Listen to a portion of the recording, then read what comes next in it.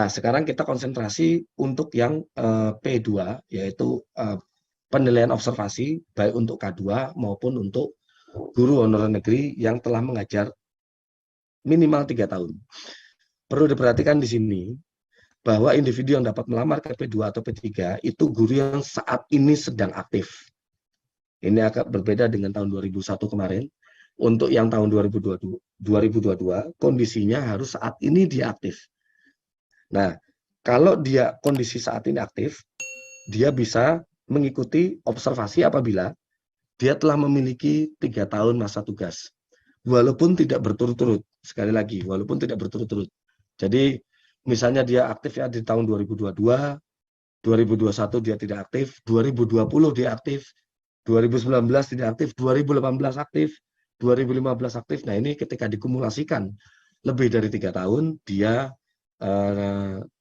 diperbolehkan untuk mengikuti mekanisme seleksi observasi.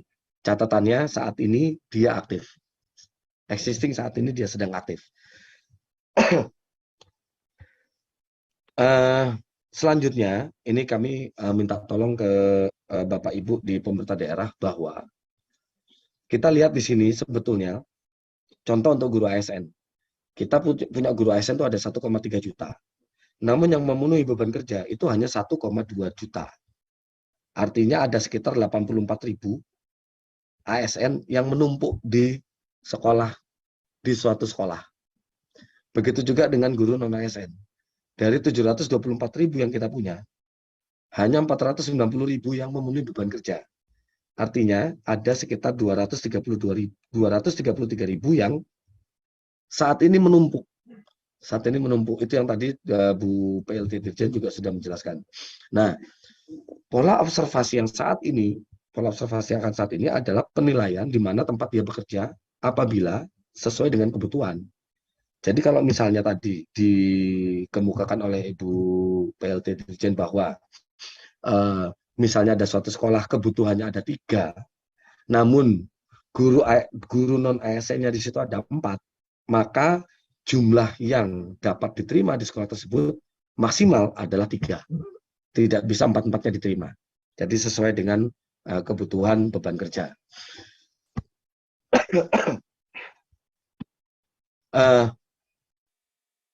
Sehingga kami mohon kepada Bapak Ibu di pemerintah daerah ya, untuk segera mendistribusikan guru-guru non ASN yang saat ini masih menumpuk di dalam suatu sekolah. Jadi lebih baik dia didistribusikan ke sekolah yang kosong agar dia dapat kemungkinannya terbuka untuk memenangkan mekanisme pola observasi. Gitu. Jadi tidak bersaing dengan sesama temannya yang ada di sekolah induk, intinya itu. Selanjutnya, mekanisme untuk yang pelamar prioritas kedua dan prioritas ketiga, baik THK 2 ataupun guru honor negeri yang sudah lebih dari 3 tahun, ini masih sama. Jadi dia tinggal menggunakan aplikasi SSC ASN milik BKN, lalu ada pemilihan formasi, ada masa sanggah. Oh ya, sebelumnya di sini juga ada seleksi administrasi oleh Pemda yang sebelumnya seleksi administrasi contoh untuk ijazah S1 itu pusat yang melakukan. Untuk tahun 2022 ini kita limpahkan ke Pemda. Jadi Pemda tidak perlu lagi memikirkan linearitas karena linearitas itu sudah tersistem. Sistem akan memilih apakah dia linear atau tidak. Nah, masalahnya kadang ada individu yang misalnya dia mengakui bahwa saya ini jurusannya matematika, misalnya seperti itu. Saya ini jurusannya matematika. Padahal ijazahnya adalah IPA, misalnya seperti itu. Nah, sistem akan mengakui dia sebagai guru matematika, maka linearnya kemana? Nah, kami minta tolong ke Bapak Ibu yang ada di pemerintah daerah untuk melihat kesesuaian antara pengakuan apakah dia matematika betul, gitu, dengan ijazah yang memang dia lampirkan.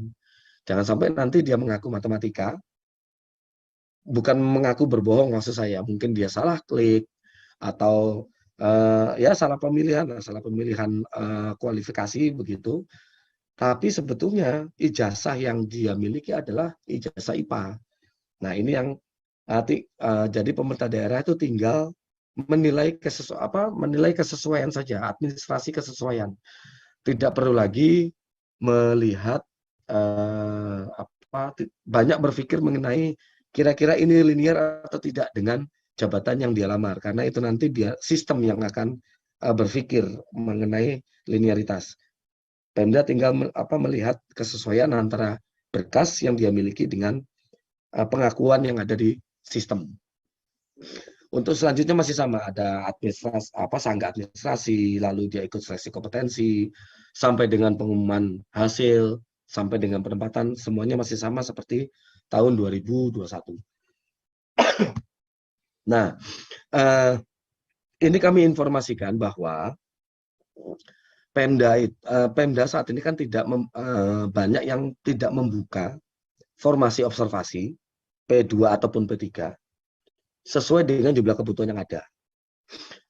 Sini saya berikan ilustrasi, misalnya ini yang ada di Juknis ya, Kemendikbudristek di bab 4 bagian B nomor 3 butir I, huruf I.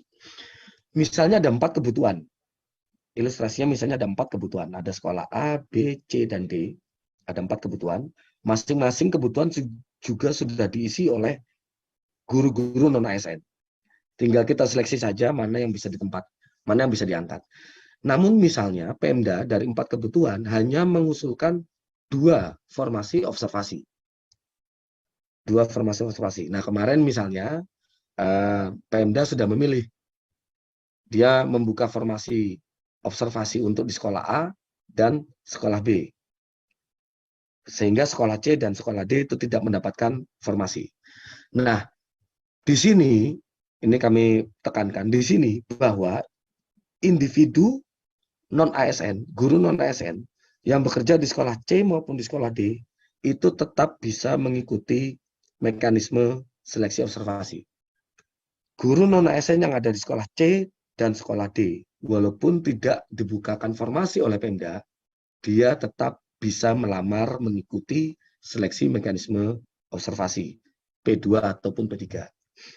Nah, misalnya ternyata yang menang adalah individu guru yang ada di sekolah A dan di sekolah B. Berarti nggak jadi soal. Karena sesuai lokasi pemenangnya, sesuai dengan formasi yang dibuka oleh Pemda.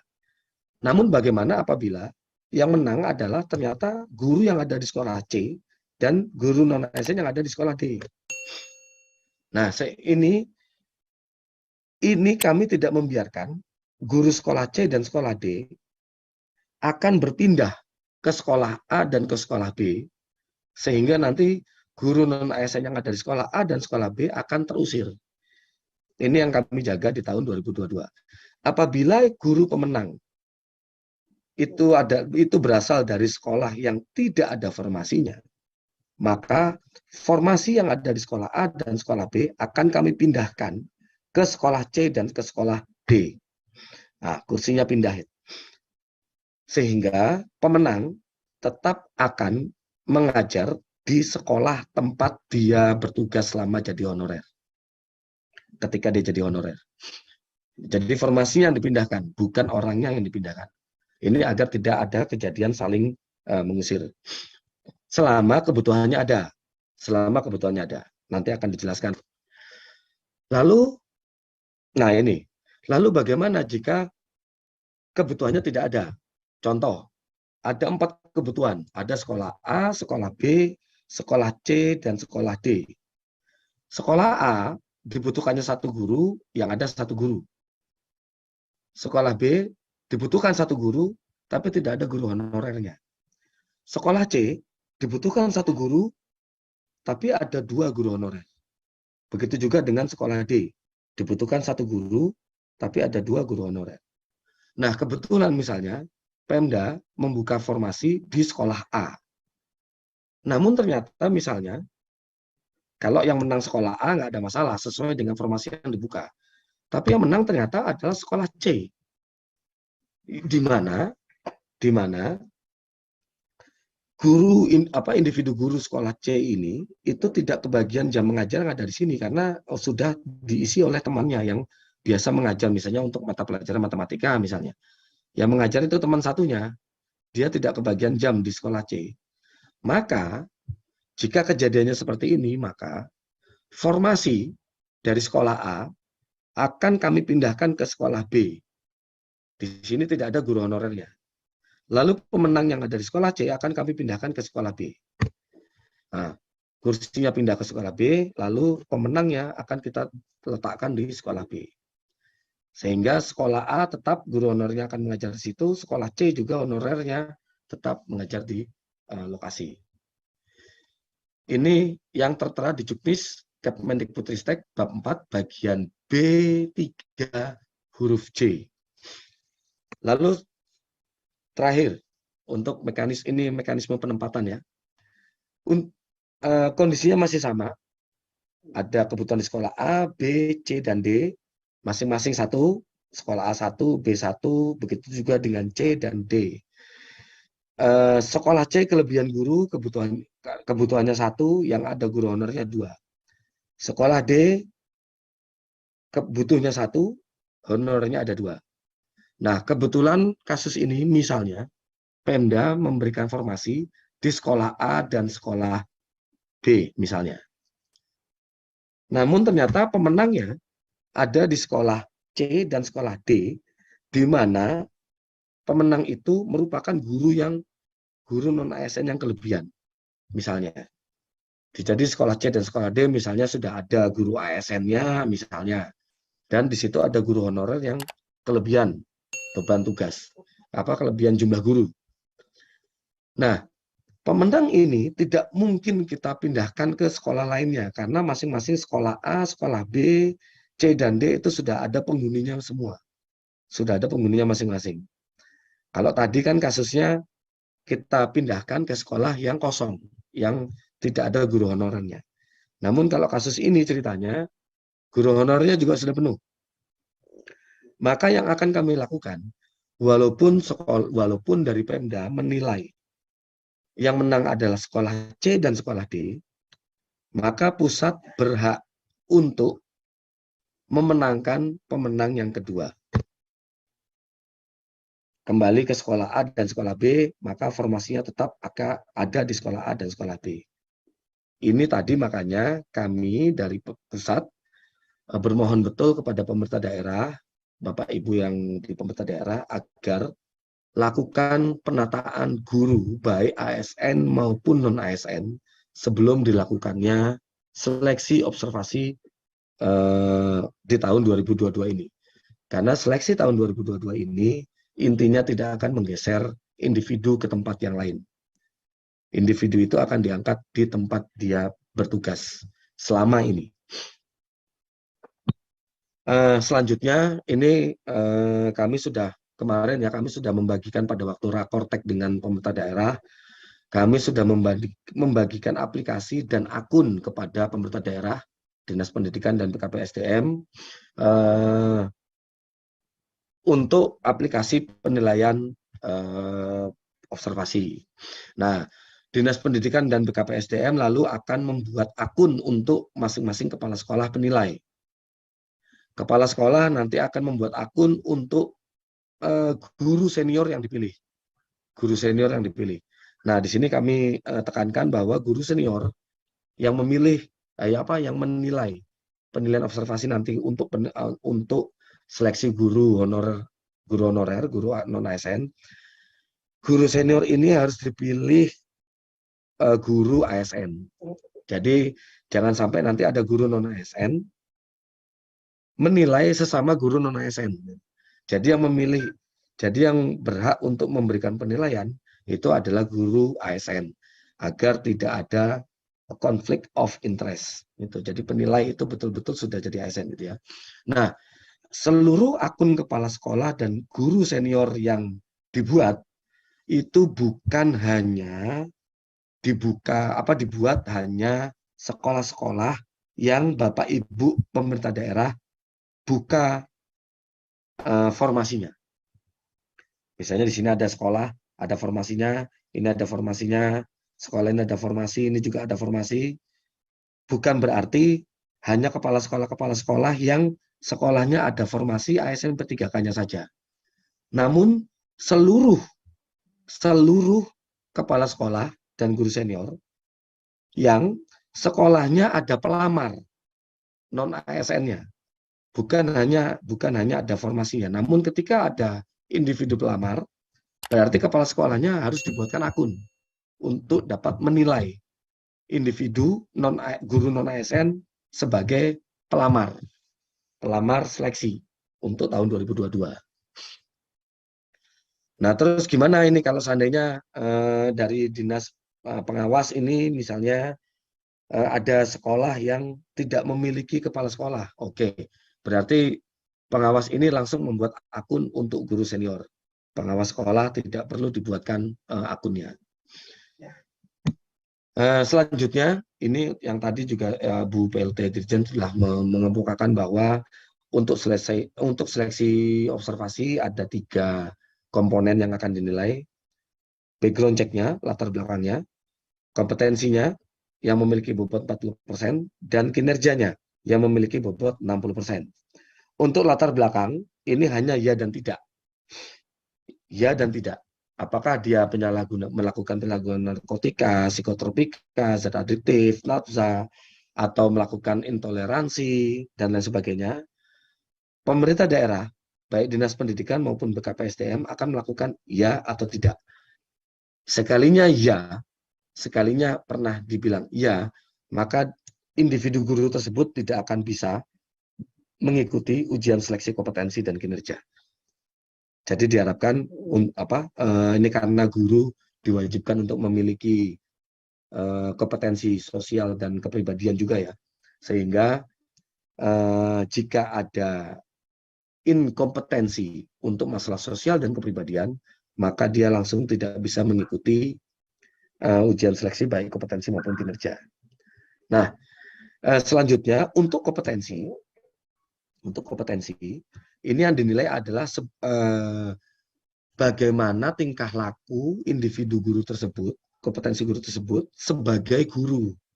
Sebagai guru, maksudnya bagaimana cara dia melakukan pembelajaran, bagaimana cara dia melakukan diferensiasi murid, bagaimana cara dia melakukan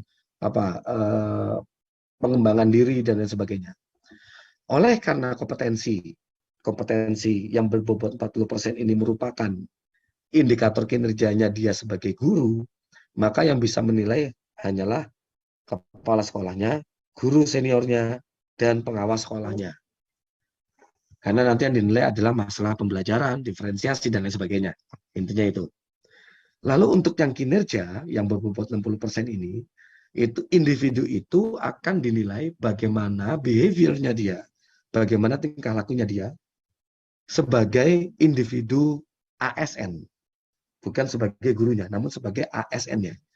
Bagaimana kinerjanya dia, bagaimana loyalitasnya dia, bagaimana pengabdiannya dia, bagaimana kolaborasinya dia, dan sebagainya, dan sebagainya. Oleh karena peta indikator kinerja ini adalah sebagai ASN-nya, bukan sebagai individu gurunya ya, sebagai ASN-nya, maka yang melakukan penilaian di sini adalah kepala sekolahnya, guru seniornya, pengawas sekolahnya, dan juga Dinas Pendidikan dan juga BKPSDM. Ini ada bobot 60. Nah, ini nanti biarkan sistem gimana kalau seandainya kepala sekolahnya tidak ada, yang ada hanya guru senior dan pengawas, maka pembobotan akan dilakukan, kepala sekolahnya tidak ada, guru seniornya akan dapat bobot 60%, pengawasnya juga akan dapat 40%.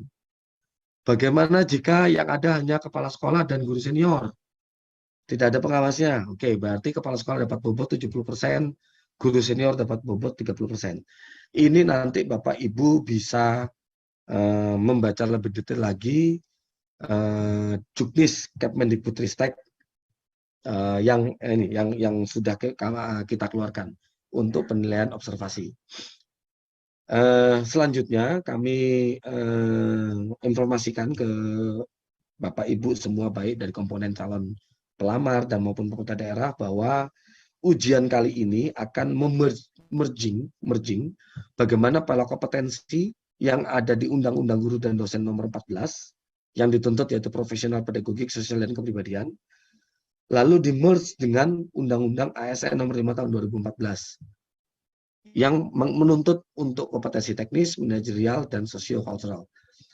Ini nanti soal akan memerge dan sudah ada nanti ada di sistem penilaian. Bapak Ibu penilai tinggal menilai kesesuaiannya dia. Nah, kenapa saya bilang kesesuaiannya? Ini contoh. Ini hanya contoh. Hanya contoh. Ini saya melakukan contoh misalnya ini calon pasangan lah misalnya. Ada orang berpasangan, nah, dia ingin melakukan pendekatan. Dalam melakukan pendekatan, calon itu melakukan apa? Apakah dia selalu minta ke pasangannya mengenai kekurangannya dia apa? Apakah dia selalu meminta bukan kekurangan, tapi langsung konkret, langkah konkret perbaikan. Gimana cara saya melakukan perbaikan diri? Nah, ini apakah calon pasangan itu melakukan evaluasi bersama, pembahasan bersama, atau selalu meminta gambaran? Nah, dari keterangan-keterangan ini, Bapak Ibu penilai tidak perlu memikirkan mana bobot tertinggi, mana bobot terendah. Intinya, ini kan hanya pertanyaan mengenai gambaran diri. Jadi jika si calon individu tersebut misalnya selalu meminta mengenai catatan kekurangan, ya tinggal pilih A. Kalau dia selalu membahas, mengevaluasi, ya berarti pilih C. Kalau dia selalu minta langkah konkret, bagaimana perbaikan? Ya berarti pilih B. Tinggal mencentang apa yang sesuai dengan diri individu calon pelamar. Itu saja. Jadi tidak perlu ini kata-kata ini sudah kita buat bagaimana caranya dapat menggambarkan secara real karakter dari individu pelamar. Selanjutnya ini untuk kinerja nanti karena tim penilai baik kepala sekolah, guru senior dan pengawas sekolah itu tinggal menilai individu non-ASN yang bekerja di sekolahnya masing-masing. Itu berarti tidak memerlukan waktu yang lama. Ini akan kami berikan waktu sekitar 2 hari, ya, hari pertama dan hari kedua penilaian, karena ini yang dinilai itu sedikit gitu loh. Yang dinilai sedikit 2 hari, lalu hari ketiga sampai dengan hari ketujuh pemerintah daerah, baik dinas pendidikan maupun BKPSDM akan melakukan pembobotan atau penilaian terhadap hasil penilaian yang dilakukan oleh si kepala sekolah, guru senior, dan pengawas sekolah. Kenapa ini lebih panjang? Karena pemerintah daerah ini akan menilai seluruh individu non-ASN yang mendaftar di daerahnya. Sedangkan untuk yang di blok yang pertama ini, kepala sekolah, guru senior, dan pengawas sekolah, hanya menilai individu non-ASN yang mendaftar di sekolahnya. Misalnya 2, 3 orang atau 4 orang, ya dia hanya menilai 2, 3 atau 4 orang. Sedangkan pemerintah daerah akan menilai seluruh individu non-ASN yang ada di daerahnya, yang melamar. Ini panduan teknis ini nanti ada untuk pemerintah daerah sendiri, dia tinggal melakukan pembobotan. Selanjutnya, untuk yang mekanisme, ini. Ketika melakukan penilaian, kami mohon pada Bapak Ibu, perhatikan, tolong apabila ini untuk sekolah-sekolah yang jarang mendapatkan sinyal, ini nanti kasihan penilai-penilai ini. Penilai-penilai baik kepala sekolah, pengawas, dan guru senior ini.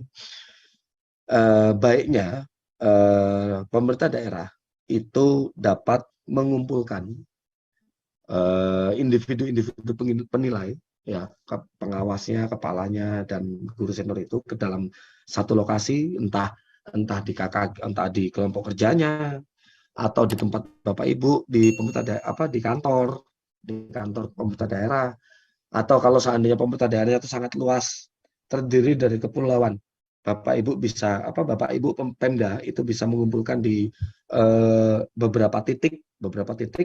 Yang penting penilaian itu diharapkan agar dapat berjalan sesuai. Jadi jangan sampai nanti ada guru yang tidak lulus hanya dikarenakan masalah teknis atau masalah administrasi, sinyal lah, atau telat isi lah, atau tidak mengerti apa. Jadi kalau kumpul itu kan kondisinya akan lebih secara psikologis, kondisi penilaiannya itu kan akan lebih mengena. Ini yang kami harapkan dari pemerintah daerah.